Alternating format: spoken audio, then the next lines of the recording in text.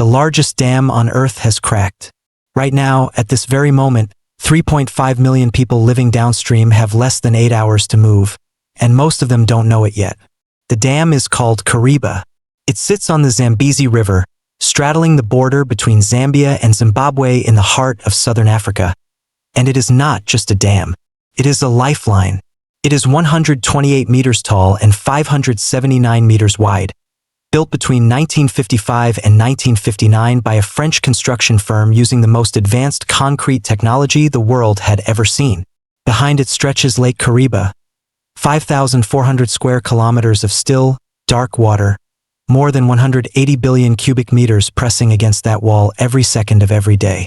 It is still ranked the largest human-made reservoir on Earth by volume. Not one of the largest, and right now that wall is losing. Kariba generates 1,626 megawatts of electricity. That number might sound abstract until you understand what it powers. Roughly 40% of all electrical power consumed by both Zambia and Zimbabwe combined flows from this one structure. Every copper smelter in the Zambian copper belt. Every steel mill in Kwekwe. The pumped water supply feeding the capitals of Harare and Lusaka. 2 cities, millions of people. Their taps, their hospitals, their lights. All of it runs on Kariba. If this dam dies, so does everything connected to it. But here is the detail that changes everything. Here is the thing that should have been on every front page and every breaking news ticker for the last decade and wasn't. Beneath the dam, directly underneath its foundation, the Zambezi River has been carving a hole. Every time water is released through the spillway gates, it crashes into the riverbed below with devastating force. And over decades that force has excavated a void in the rock that engineers call the plunge pool. When the dam was built, designers calculated that this pool would reach an equilibrium depth of around 30 meters and stop. That seemed reasonable. That seemed safe. It did not stop. As of the most recent bathymetric survey conducted by the Zambezi River Authority, the plunge pool is now more than 80 meters deep in places. 80 meters. That is nearly 50 meters beyond what anyone designed for. That is the height of a 16-story building that should not be missing from the ground beneath one of the most critical pieces of infrastructure on the African continent. And the erosion hasn't just gone down. It has crept forward, advancing toward the toe of the dam itself, centimeter by centimeter, year by year, relentless and patient in a way that concrete and steel simply cannot match forever. Dr. Munyaradzi Munodawafa, the chief executive of the Zambezi River Authority, the bilateral body responsible for operating Kariba, wrote in his 2023 annual report that the rate of plunge pool scouring is, and these are his words, a threat that can no longer be monitored. It has to be stopped. Because if that scour reaches the downstream face of the dam, he warned, the structural integrity of the entire concrete arch becomes indeterminate. Say that word slowly. Indeterminate. That is not a word engineers use lightly. In the language of structural engineering, indeterminate means the failure mode can no longer be predicted. It means the math breaks down. It means nobody can tell you exactly when or how it gives way, only that the conditions for failure are being assembled piece by piece right now, underneath 180 billion cubic meters of waiting water. The timeline began quietly, then accelerated. In 2010, a survey using underwater acoustic imaging found that the plunge pool had grown by 10 meters in depth in just the previous decade. 10 meters, the height of a 3-story building, consumed by erosion in 10 years. That survey triggered an international engineering review that could no longer be ignored. By 2014, the World Bank, the African Development Bank, the European Investment Bank, and the Swedish Development Agency SIDA had collectively approved a $294 million emergency rehabilitation program.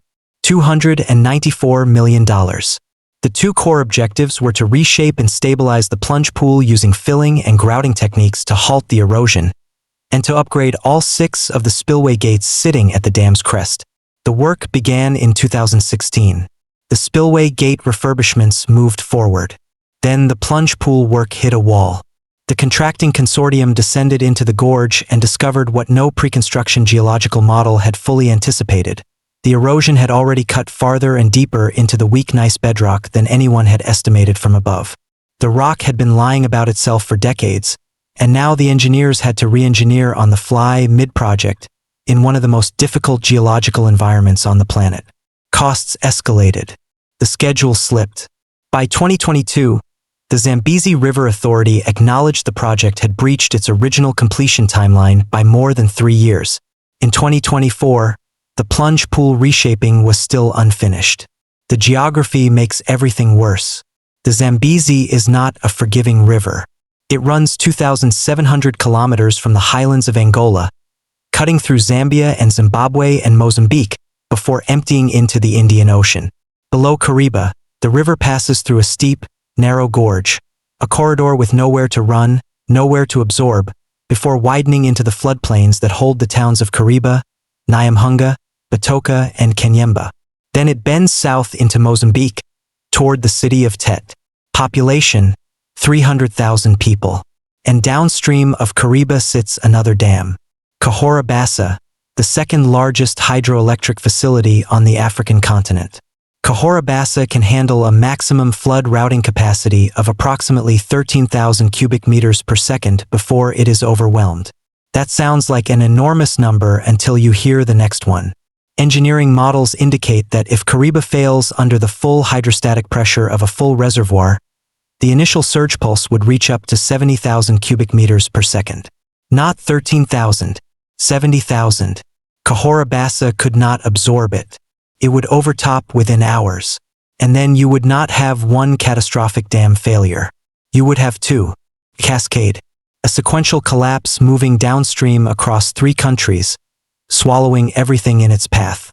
This is what is not making headlines. The foundation rock beneath Kariba is fractured quartz mica gneiss. Parts of it are structurally sound. Parts of it are jointed, cracked, inconsistent, variable in ways that the geological surveys of the 1950s did not and could not fully capture. The original anchor grouting specifications were designed based on the best available data from that era. 70 years of operation, poor pressure cycling, and that growing plunge pool have revealed the rock to be something more complex and more dangerous than what was documented. In 2016, an independent report by the consulting firm Tractable Engineering, commissioned by the Zambezi River Authority, documented a cracking pattern in the downstream face of the concrete that was not consistent with normal thermal expansion. These were not ordinary cracks. They were widening. In response, a monitoring program installed more than 200 sensors inside the dam body, continuously logging strain, temperature, pore pressure, and crack aperture around the clock every day because someone decided you cannot look away from this thing anymore. Consider what they call the impossibility ladder. In 1959, when Kariba was completed, it was celebrated as the most confident, most ambitious application of modern hydroengineering on the African continent. A monument to mid-century human ingenuity and power. In the 1960s, its operational stability was taken entirely for granted. In the 1970s, the plunge pool began showing anomalous depth readings. In the 1980s, the first detailed underwater surveys raised flags. In the 2000s, numerical foundation modeling began predicting possible failure modes. In 2014, the international financial community treated this as the emergency it was and mobilized nearly $300 million. And in 2023, a full decade into that emergency response, the dam's own operator stood up and said the scour rate is unsolvable through monitoring alone. A structure built as a monument is now a structure that must be physically rebuilt while it is still full of water, still holding back 180 billion cubic meters, still supplying power to 25 million people who have no alternative. The failure mode that engineers fear most is not a dramatic, cinematic wall collapsing all at once. It is quieter, more insidious. It is called piping failure. Water finds the path of least resistance, the weakest joint in the foundation, a hairline crack in the rock, a void left by decades of erosion, and it begins moving through. Slowly at first, then faster. The passage widens. More water enters. The process accelerates until the support beneath the structure simply disappears, and a dam that appeared solid from every external angle collapses from within. Kariba is not a flat concrete wall. It is a double curvature concrete arch, a design that transfers its enormous load outward into the rock abutments on both sides of the gorge. If those abutments shift, even fractionally, even a fraction of a degree, the stress distribution inside the arch changes. It redistributes into places not designed to absorb it. History has a word for what happens next. The St. Francis Dam in California, 1928, double curvature arch, unanticipated foundation movement, catastrophic failure. The Malpasset Dam in France, 1959, same design, same failure mode, 423 people dead. Kariba is the largest double curvature arch dam ever built. There is no historical precedent for what its failure would look like. The human scale of what follows is almost impossible to hold in your mind all at once. The town of Kariba, Zimbabwe, 29,000 people, sitting 3 kilometers below the dam, would be consumed by the initial surge before most of them could reach high ground. The towns of Shirundu, Kanyemba, and Luangwa lie at distances where the flood wave would arrive within 1 to 3 hours.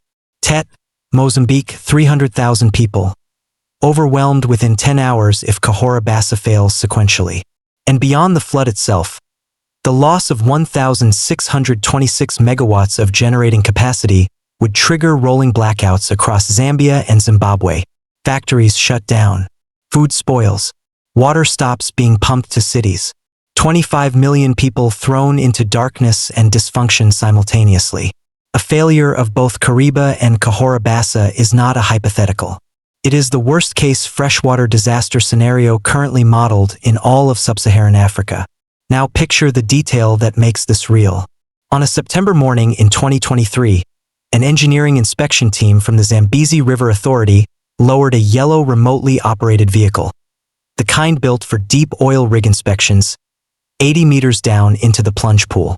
The lead engineer, a woman named Joyce Muchembeya, sat at a monitoring console on the dam's windswept crest, watching the camera feed from the ROV on a flat panel screen. The image flickered and steadied as the vehicle descended through dark water along the downstream face of the concrete apron.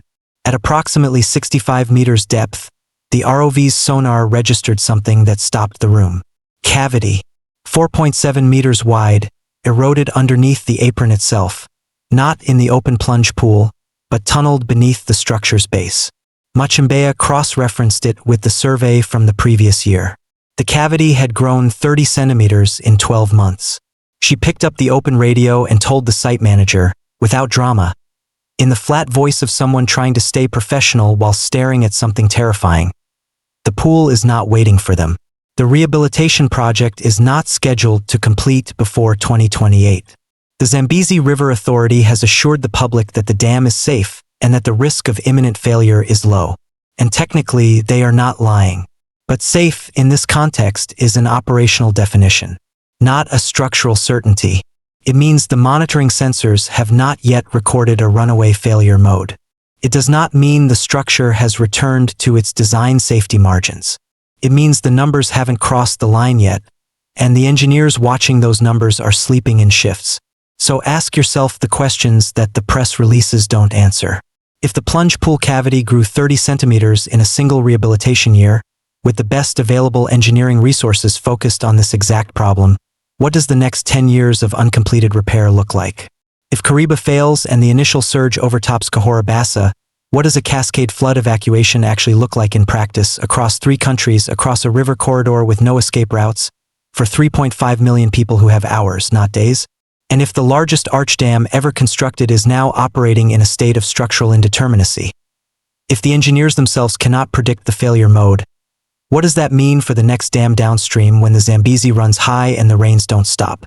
Tonight, somewhere in the Zambezi Gorge, the spillway jets are still firing. The water is still hitting the rock below. The cavity beneath the apron is slightly larger than it was yesterday, and slightly smaller than it will be tomorrow. The 200-plus sensors embedded inside that concrete are still transmitting their readings to screens that someone is still watching, because the moment they stop watching is the moment no one sees it coming. The reservoir above contains 180 billion cubic meters of water. It is not going anywhere.